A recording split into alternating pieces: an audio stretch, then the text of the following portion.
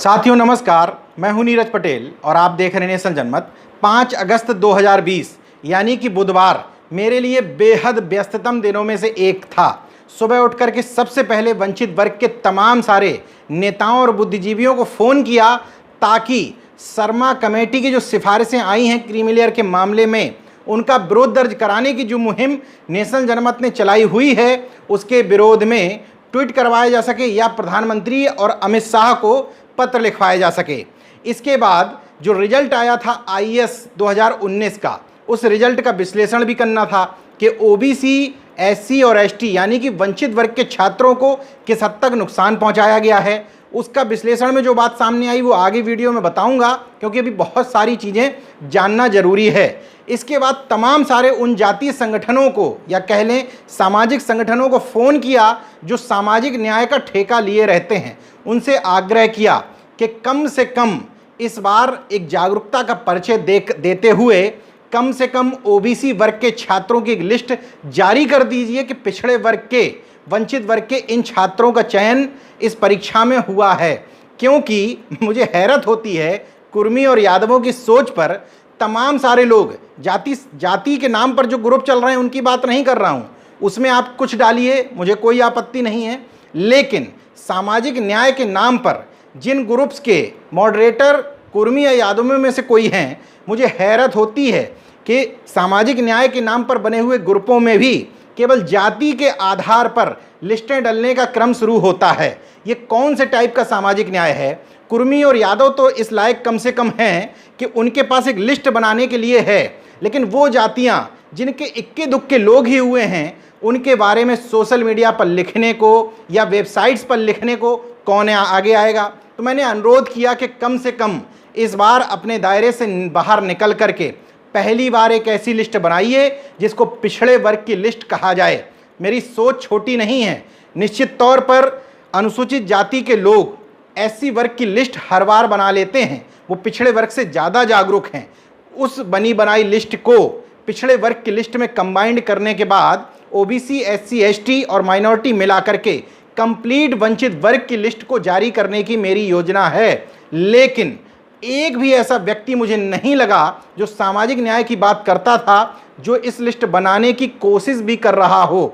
आखिरकार बीड़ा मैंने ही उठाया है, समय की कमी रहती है, इसलिए ये तो नहीं बता पाऊंगा कि कब तक वो लिस्ट जारी कर पाऊंगा। लेकिन निश्चित तौर पर मैं जो भी लिस्ट जारी करूंगा उसमें वंचित वर्ग के लोगों के नाम जरूर शामिल होंगे। इन सारी चीज़ों में समय व्यतीत हो ही रहा था, तब तक फ़ोन आने शुरू हुए, कोरोना की मेरी जांच नहीं हो पा रही है, मेरे फलाने रिश्तेदार उस अस्पताल में एडमिट हैं, उनकी देखभाल ठीक से नहीं हो पा रही है। तो मैं उन लोगों से यही पूछता था, आपने ताली और थाली ठीक से बजाई है कि नहीं? तो लोग बताते थे कि ठीक से बजाई है। तो मैंने कहा कि शायद कंपनी ताली की ठीक ना रही हो या मुहूर्त उस समय ठीक ना रहा हो जब बजाया हो। कुल मिलाकर के सोचने की बात यह है कि ताली और थाली बजाने वाले लोग मेरे पास अस्पतालों को लेकर सिफारिश क्यों कर रहे हैं? पास का कोई मंदिर ढूंढ लें, वहाँ जाकर के एडमिट हो जाएं या भगवान के चरणों में जाकर के लेट जाएं, शायद वहीं उनको बेहतर इलाज मिल जाएगा।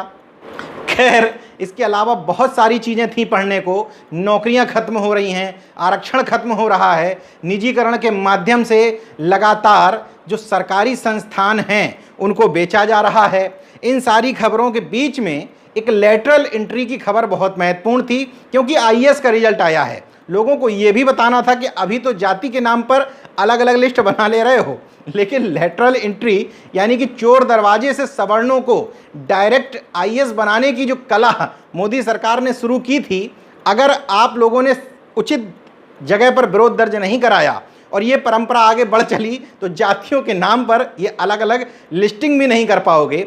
इन सारी चीज़ों में समय बीतते बीतते शाम हो गई। अगल बगल से कुछ जगह से पटाखों की आवाज़ आई तो याद आया कि घर की बत्ती बंद करना है। और इन सारे मुद्दों का गलत मत समझिएगा, मैं किसी इधर उधर की फालतू ड्रामेबाजी का विरोध नहीं कर रहा हूँ, अपने मुद्दों पर टिका रहने वाला व्यक्ति हूँ।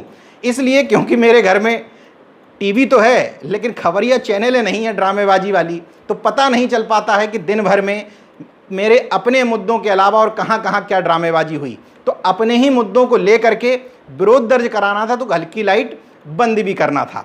इन्हीं सब के बीच में एक खबर हाथ लगी जिससे देश के तथाकथित देशभक्तों को झटका भी लग सकता है। इसलिए क्योंकि 59 चाइनीज ऐप्स को प्रतिबंधित कर दिया गया है। देखिए कितना बड़ा कदम उठाया।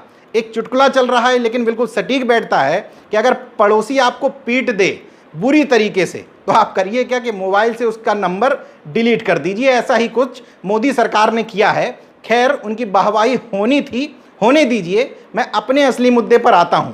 इन सब ड्रामेबाजी के बीच में, खबरों के बीच में एक खबर हाथ ये लगी कि ICMR, Indian council of medical research, जो केंद्रीय स्वास्थ्य मंत्रालय की सर्वोच्च संस्था है, उसको कुछ किट्स खरीदने थे। किस बात के लिए? कोरोना की टेस्टिंग के लिए। 33 लाख कोविड जांच किट्स के लिए टेंडर निकाला गया। इसमें से 13,10,000 जांच की किट्स चीन की कंपनी से खरीद ली गई। अब मेरा मन इसलिए व्यथित हुआ कि राष्ट्रवादी लोग अगर ये खबर सुन लेंगे तो कहीं ऐसा ना हो कि वो कोरोना की जांच ही करवाने ना जाएं। इसलिए क्योंकि ये भी संभव है कि जिस जांच किट से उनकी जांच की जा रही हो वो चीन से ही आई हो, तो फिर आखिर उनका विरोध अधूरा रह जाएगा। खैर, ये मेरे हाथ में खबर कैसे लगी? द वायर एक वेबसाइट है, उसने RTI के हवाले से इस खबर को सामने निकाला है, इसलिए इस खबर में कहीं से भी संदेह नहीं है। पूरी खबर विस्तार से बता देता हूँ। ICMR ने जो निविदा निकाली थी, यानी कि टेंडर निकाला था 33 लाख कोविड जांच किट खरीदने के लिए, उससे वायरल ट्रांसपोर्ट मीडिया यानी कि VTM और RT-PCR किट, जिसके माध्यम से कोरोना की टेस्टिंग होती है, खरीदनी थी। इसके लिए उसने 8 मई 2020 को टेंडर जारी किया था और इसके लिए जिम्मेदारी दी थी एक सरकारी स्वामित्व वाली कंपनी HLA इंफ्राट्रैक सर्विसेज लिमिटेड को। इसने जून 2020 में टेंडर की प्रक्रिया पूरी की। जून यानी कि वही समय जब भारत के 20 सैनिकों को चीन की सेना ने शहीद कर दिया था। इसके बाद भी जून में निकाले गए टेंडर में मेसर्स जाई वियो इंक को 13 करोड़ 35 लाख रुपए का टेंडर दिया गया और उससे 13,10,000 किट खरीदी गई जिससे कोरोना की टेस्टिंग की जाए। ये किस तरह का राष्ट्रवाद है?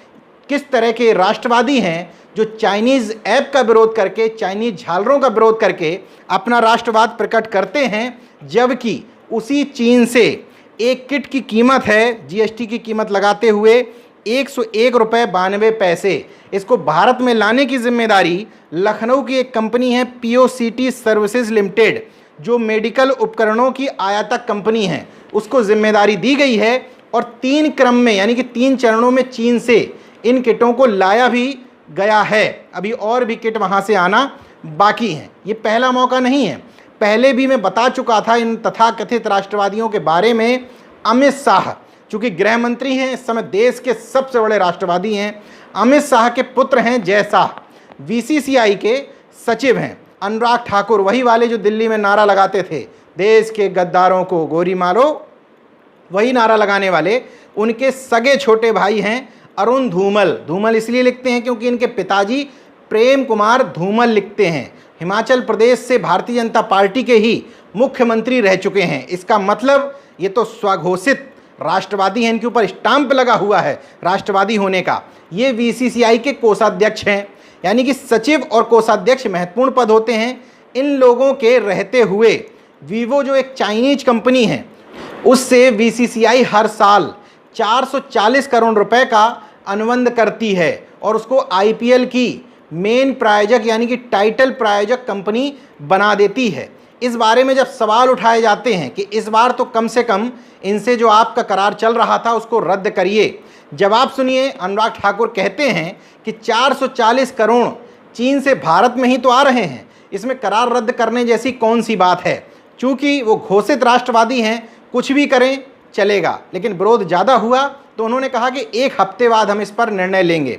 जाकर के तमाम सारी वेबसाइट्स पर खंगाल लीजिए। चाइनीज मोबाइल की कंपनी वीवो अभी भी IPL की ऑफिशियल प्रायोजक कंपनी है। इसका मतलब इन तमाम सारे राष्ट्रवादियों को पूरी छूट है, चाइना से काम भी करवाते रहें, ऐप का विरोध करके अपने आप को राष्ट्रवादी भी बताते रहें। राहुल गांधी इस दौरान एक बेहद महत्वपूर्ण सवाल उठाते हैं कि आखिर प्रधानमंत्री नरेंद्र मोदी अपने भाषणों में चीन का नाम क्यों नहीं लेते हैं। यही तमाम सारी वजह हैं। इसलिए शायद चीन का नाम लेने की हिम्मत नहीं पड़ती है। खैर, ड्रामेबाजी के ब्रांड एम्बेसडर को यह बहुत अच्छी तरह से पता है कि आप लोगों को मूर्ख बनाना बेहद आसान है।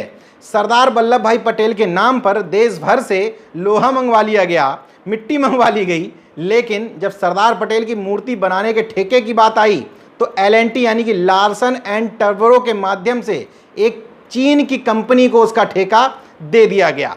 देश के एक सच्चे राष्ट्रवादी कहे जाने वाले सरदार वल्लभ भाई पटेल की मूर्ति खड़ी है, लेकिन उसको चीन ने बनाया है। आपको इससे कोई तकलीफ नहीं होगी, क्योंकि उस सरदार पटेल की मूर्ति की ऊंचाई से दूर दूर तक वोट बैंक नजर आता है।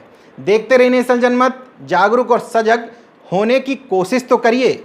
जय विज्ञान, जय संविधान, जय लोकतंत्र। धन्यवाद। तो अगर आपने मेरा YouTube चैनल सब्सक्राइब नहीं किया तो प्लीज़ सब्सक्राइब कर लें और उस बेल आइकन पर जरूर क्लिक करें, जिससे जो मेरे न्यू वीडियो है